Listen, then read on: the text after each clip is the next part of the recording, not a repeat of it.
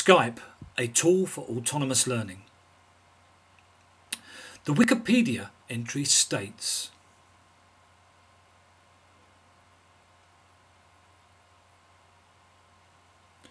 this video explores how Skype can be used as a tool to enable autonomous learning, and the best bit is it only looks at those elements that are free. It is based on several key questions that could be asked by any teacher wishing to extend the learning possibilities of their students. What are the elements of Skype I could use in my teaching and how? Is it safe to use? Okay, so how can you use Skype to promote autonomous learning? First things first. Like me, you recognise that your students, when they are working in the library or at home, often need support, either in the form of more information, some guidance on what to do next, or just some encouragement. A Skype network can let you provide this at any time and from anywhere you choose, and they can contact each other if they want to.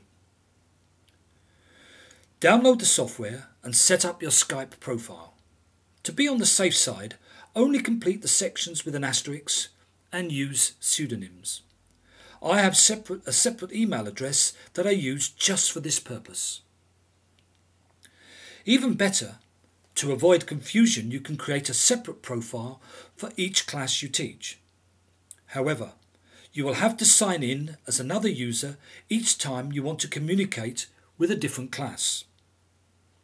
Get your students to do the same and emphasise the rules for safe Skype usage. Keep personal details to a minimum. Use pseudonyms.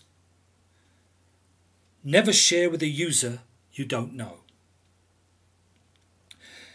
Add all of the students in the class to your contacts. Set up Skype support groups based on those you use in class.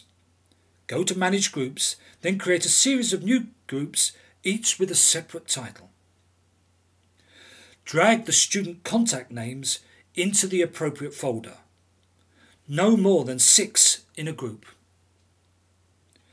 Get your students to do the same by allowing contact with their other support group members and, of course, you. Use Skype in a variety of ways. Use Skype to Skype for contact either by voice only or video calling. So long as your students are online, you can speak to any one of them and vice versa. The symbols indicate their status. Alternatively, you can use Skype to Skype conference calling and involve everyone within a group to discuss a key issue or topic.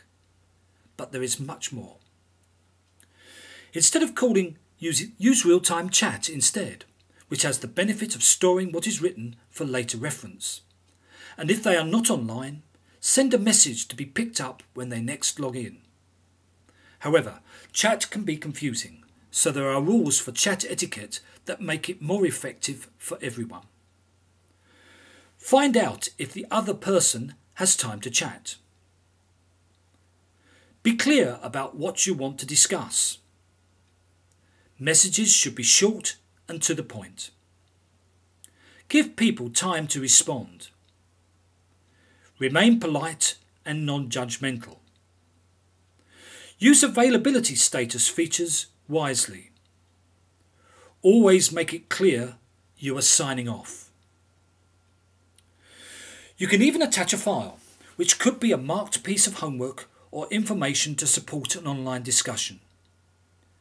Instead of this, there is screen sharing, a clever way to explore information or websites together in real time.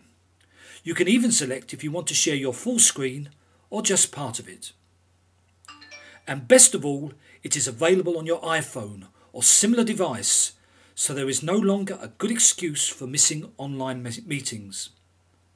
That's it. And to finish, 2 quotes that emphasise the power of this form of online educational communication. The individual student is empowered to take an active and responsible learning role when they are using Skype. From personal experience, I found that simply hearing the voice of the other group members helped me to feel a greater sense of community.